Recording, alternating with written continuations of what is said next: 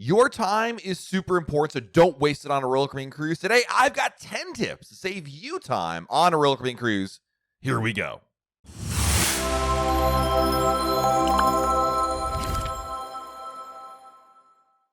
Hey everyone, it's Matt from RollerCoasterBlog.com. The saying time is money applies to business as well as your cruise vacation.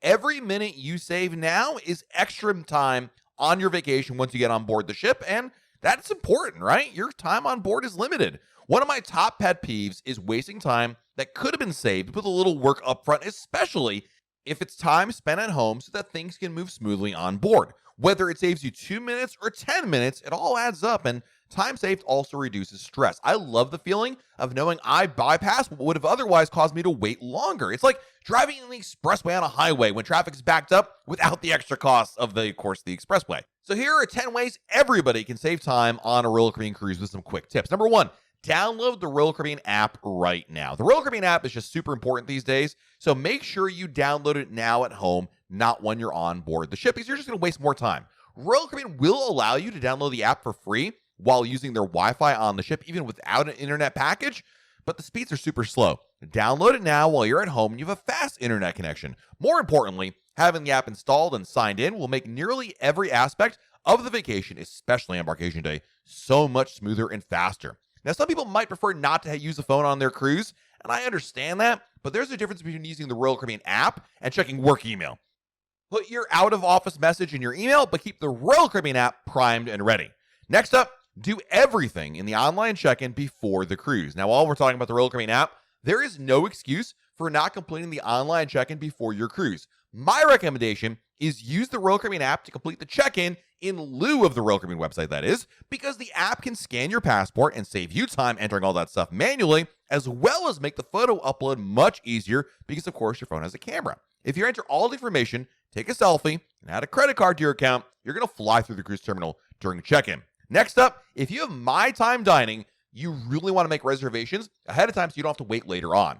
My Time Dining allows you to have a flexible dining schedule, and you can simply go to the dining room and get a table. But the reality is having a reservation means you will wait less because there are two lines, people with reservations and people without. And if you have a reservation, you will be seated sooner. So whenever possible, book a time in advance so that way you wait less.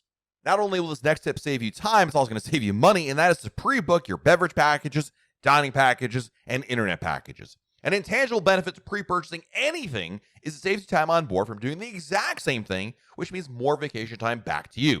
Taking the time to purchase anything on board does not take a lot of time, let's be honest with you, but every little bit helps. And some purchases on the first day of the cruise can require waiting in line, like the drink package. Oftentimes I see people just waiting on the promenade and for their turn to sign a slip of paper that they want to buy the drink package. No, do it online. As an added benefit, as I mentioned, there's also a pre-cruise discount if you book these online. So save time and money, pre-book both, do yourself a favor.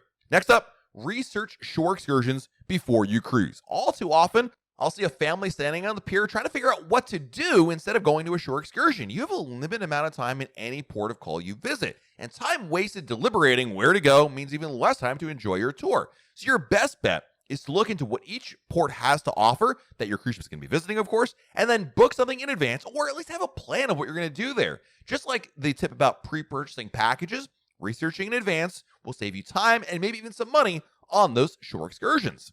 Another really good idea is to read the cruise compass the night before. So every night, your stateroom attendant will drop off a copy of the next day's cruise compass. And if they don't, by the way, you can request one.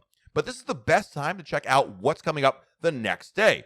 Royal Caribbean offers a lot to do on board their ships, and it's a really good idea to at least browse the next day's activities to see what might be interesting to you. Not only will perusing the cruise compass save you time in deciding what to do, you may discover an activity you really want to see, and by doing this in advance, you're going to reduce the chance of missing out on something like that.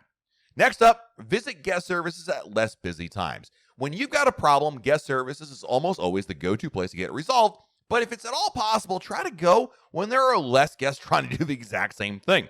Guest services is open 24 hours, and they can assist with so many issues. So the best time to visit guest services is early in the morning, during dinner, while the ship is docked in port, and late at night. If your question or concern can wait a little bit, like a billing issue, try to visit when the lines are much shorter or even non-existent. If you're visiting either Perfect Day at Coco Cay or Labadee, I've got some tips to get to the beach faster. If you're visiting Labadee, there is a complimentary ferry that visits Columbus Cove, about Halfway down the pier, there'll be an area you can board a ferry boat, take you to the opposite end of Labadee, and enjoy one of the quietest beaches available, and the ferry is totally free. If you're at Perfect Day at Coco Key, there is a complimentary shuttle service that can take you all around the island. You're going to find golf carts waiting to take guests off the ship as you disembark, and these carts will take you down the length of the pier and drop you off at the entrance of the island. There's also larger trams at that point that can take you around the island. These trams are not only great for getting from point A to point B, but they're also a really good way to get a lay of the land and see the island. Whether by cart, tram, or ferry, these free services are going to save you steps on what is likely going to be a very warm and sunny day in paradise. My next tip to save you time is use a travel agent. Travel agents are an amazing resource that costs you absolutely nothing extra to use. The best reason to use a travel agent is to save you time because they are the ones sitting on hold when Royal Caribbean needs to be called to about some sort of an issue that you have. Tasks like repricing, making special requests, dealing with weather events, and more are why I use a travel agent every single time I book a cruise. And while they're saving you time, they also let you save some money as well, which is even an added benefit.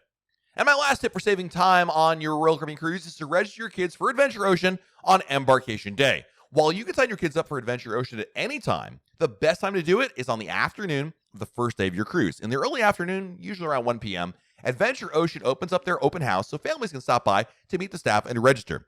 The registration process is quick, and doing it now means the crew members have everything you need to sign right then and there, as opposed to later when they have to grab the sheets. And of course, that means more time spent while also trying to drop your kids off. So there you have it, 10 ways to save time on your Royal Caribbean cruise. Hopefully, all 10 will help you out. Let me know in the comments below which of these are the most important. What kind of times do you often see people wasting? I'd love to read your comments down there. And also, like this video. Hitting that like button really makes a difference. Subscribe to our channel and turn on notifications. That way you get a notification for free when there's a new Royal Caribbean blog cruise video to share. This has been Matt from RoyalCaribbeanBlog.com, and we'll talk again real soon.